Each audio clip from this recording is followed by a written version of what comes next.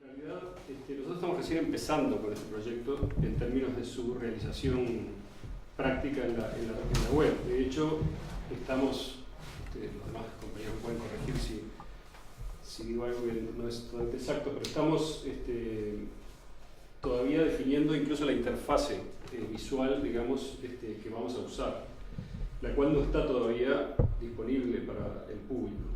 Eso implica, digamos, que hay una cantidad desigual de fondos o de documentos que ya están subidos a internet en esta interfase que tenemos ahora, pero todo eso va a cambiar para mejor. Y como decía Ana, el proyecto es muy ambicioso y yo creo que hay un antecedente fundamental que es anáforas, como se llamaba antes, periódicas y Uruguay, etc. Que Lisa hizo un trabajo extraordinario, pero eso nos planteó, o por lo menos cuento un poco la parte de historia pequeña, digamos, de los últimos 2 años o 3. Cuando empezamos a conversar con esto, con otros compañeros de la facultad, una de las ideas, por ejemplo, había sido hacer una colección de clásicos de las humanidades, se llamaba. Y la idea original era escanear, digitalizar y levantar, eventualmente se podía hacer OCR también, y poner documentos buscables, con textos importantes de la tradición de humanidades que hubieran sido creados en conexión con la facultad, o sea, por docentes o publicados por la facultad o en las revistas de la facultad, etc. Pero luego nos dimos cuenta que íbamos a empezar a solaparnos con lo que ya estaba publicado por anáforas.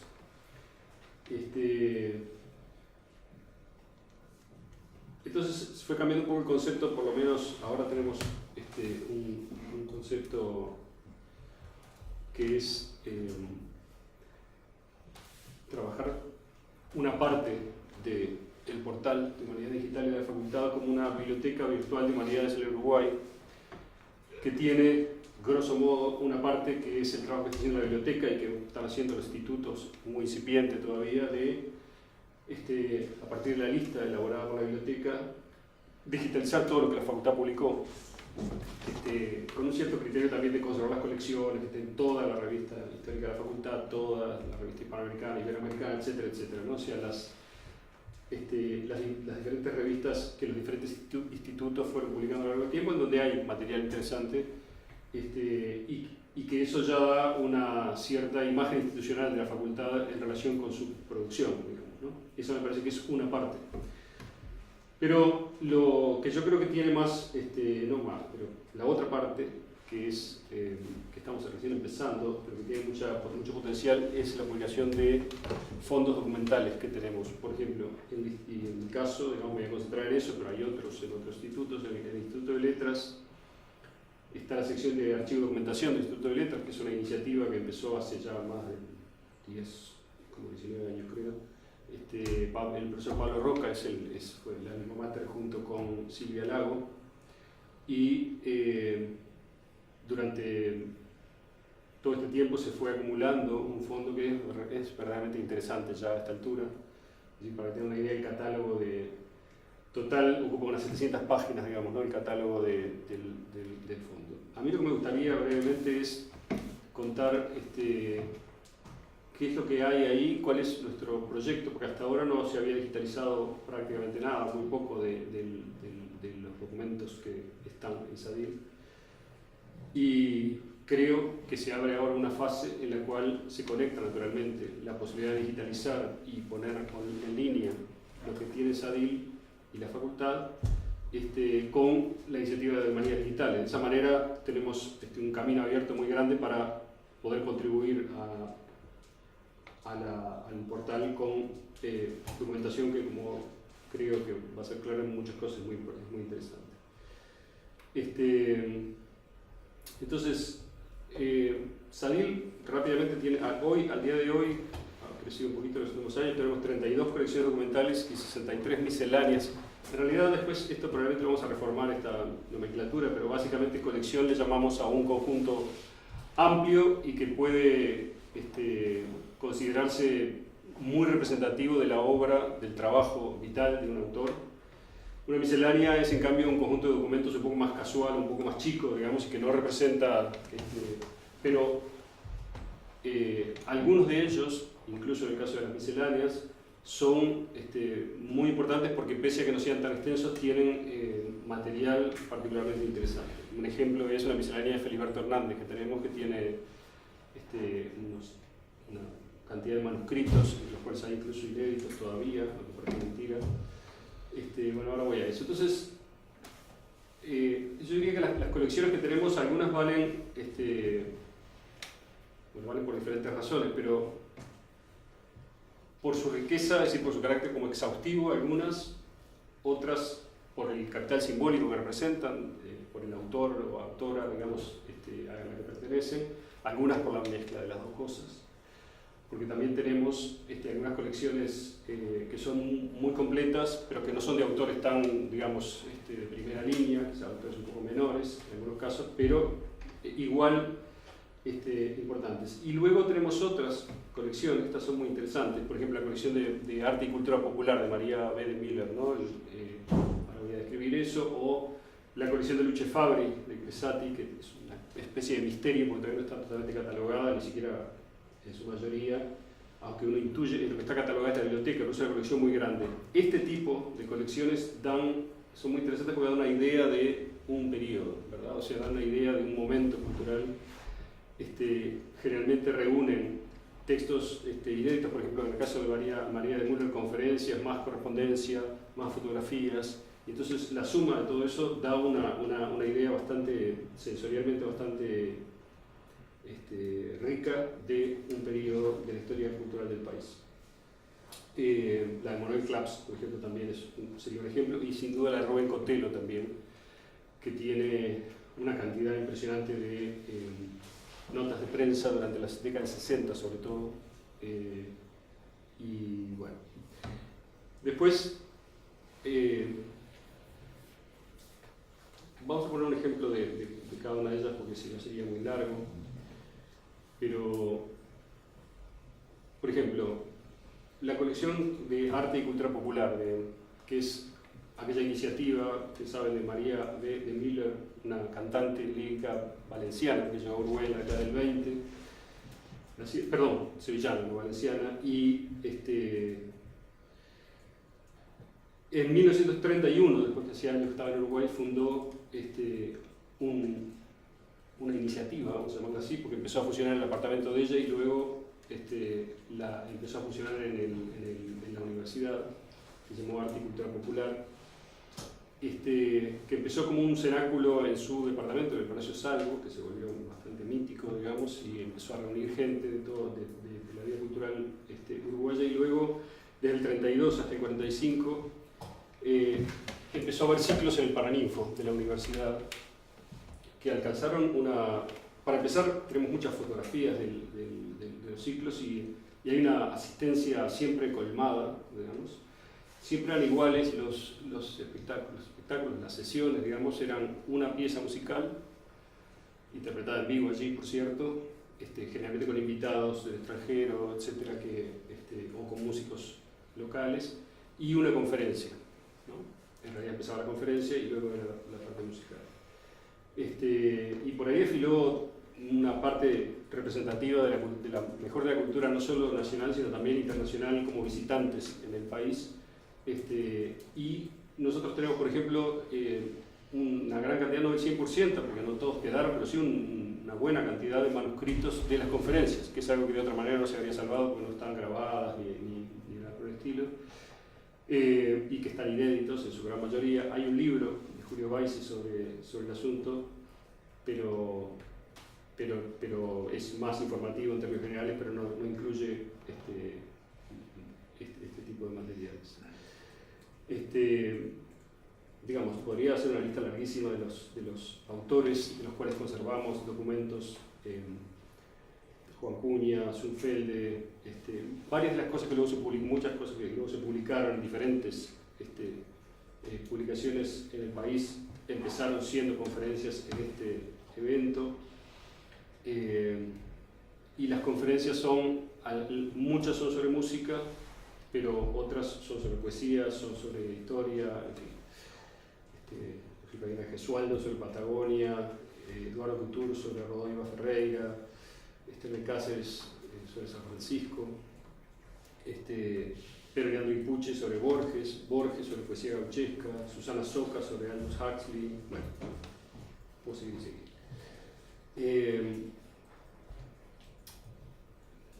Después, otra colección importante es la de Juan José Morosoli. Es una colección muy completa, muy grande. Son 20 cajas con correspondencia, originales, hológrafos y mecanografiados. Hay artículos sobre, hay obras de teatro y hay algunos inéditos en narrativa de Morosoli que están allí. Hay más de 80 poemas inéditos también de Morosoli que están en la colección.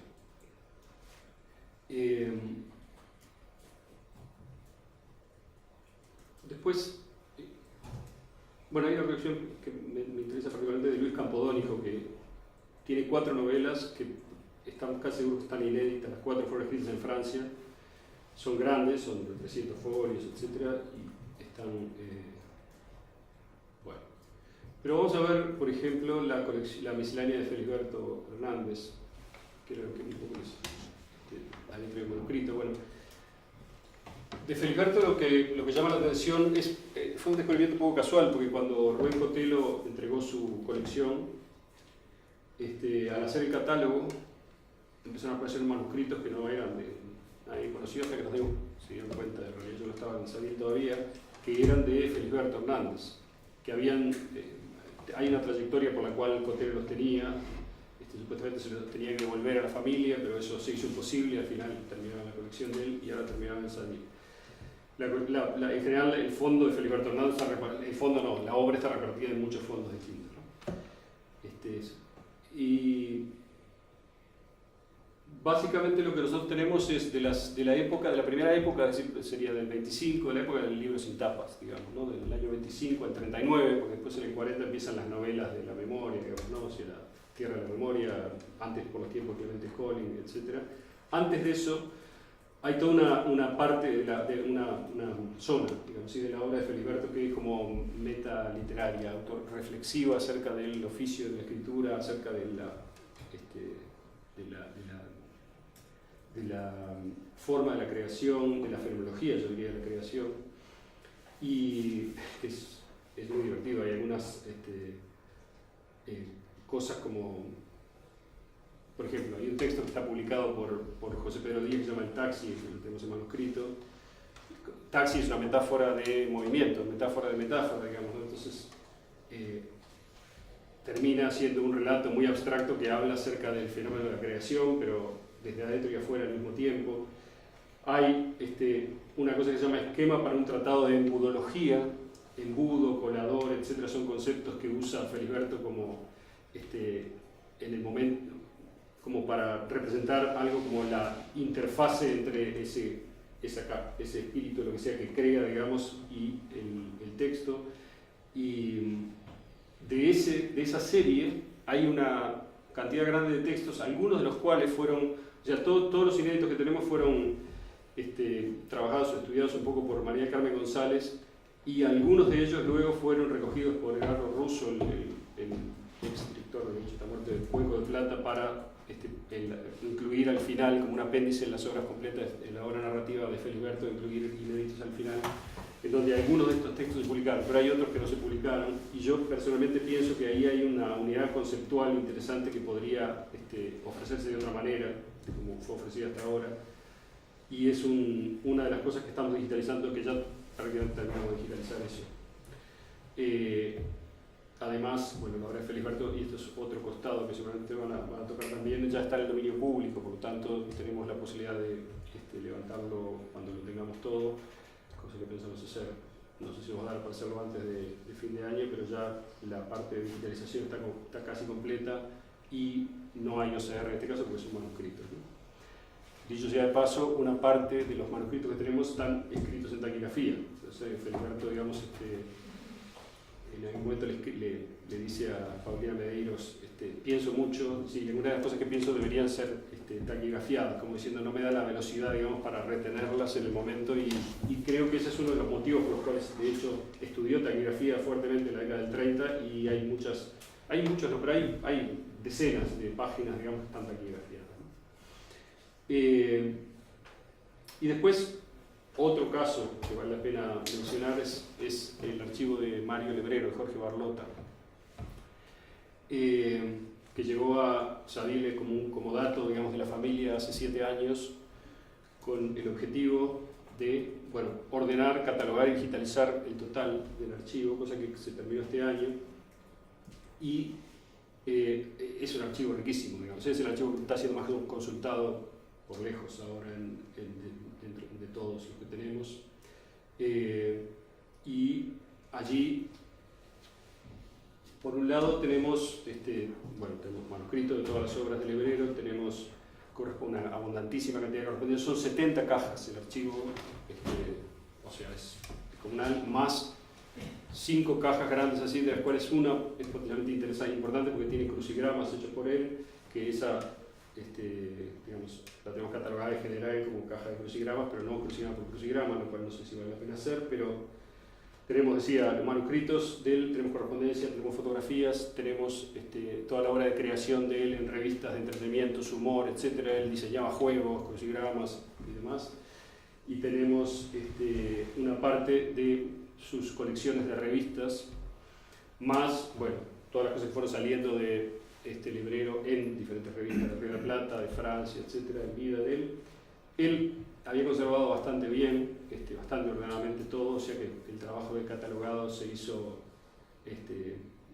se allanó un poco.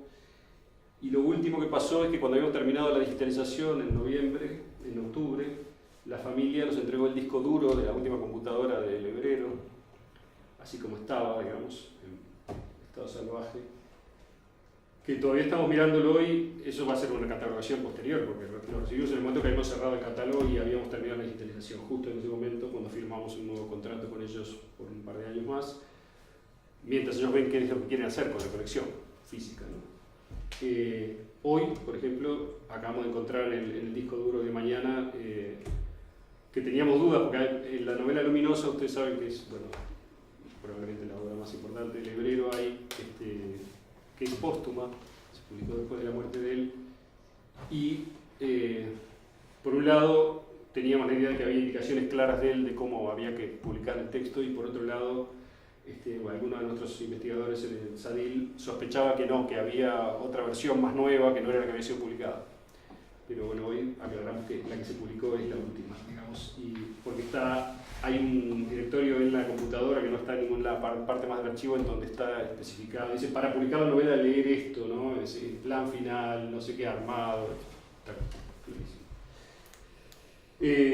Entonces, lo que nosotros vemos de nuestro lado para adelante es, una vez que esté organizada la interfaz y el espacio del sitio virtual de humanidades digitales de la facultad, desarrollar desde parte del Instituto de Letras, por un lado, todo lo que tiene que ver con las revistas de letras, pero eso va a ser parte de un caudal más ancho, ¿no? De todas las publicaciones, no solo revistas, sino también publicaciones de la facultad del libro y también tesis, ¿no? Que es otra línea que no sé qué vamos a hacer, pero hay tesis que están guardadas en bibliotecas, son muy interesantes, ¿no? Y que están inéditas, dicho sea de paso.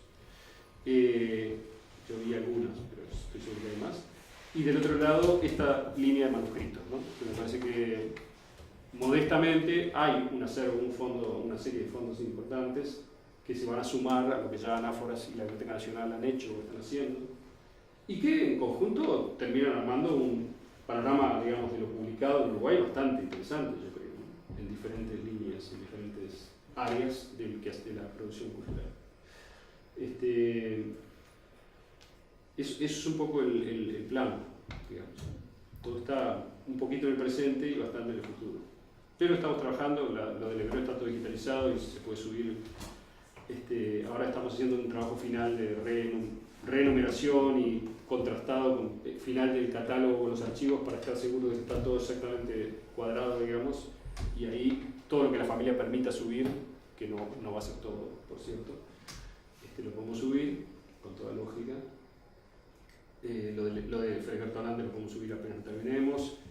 Y hay otra serie de cosas, no me sé, hay muchísimas, ya dije 32 colecciones, 60 y pico de misceláneas, pero hay mucho de eso que la digitalización es relativamente rápida, y que yo creo que en un plazo de un par de años, un año, 2 años, va a dar una idea ya bastante interesante de producción de humanidades en el Uruguay digitalizado.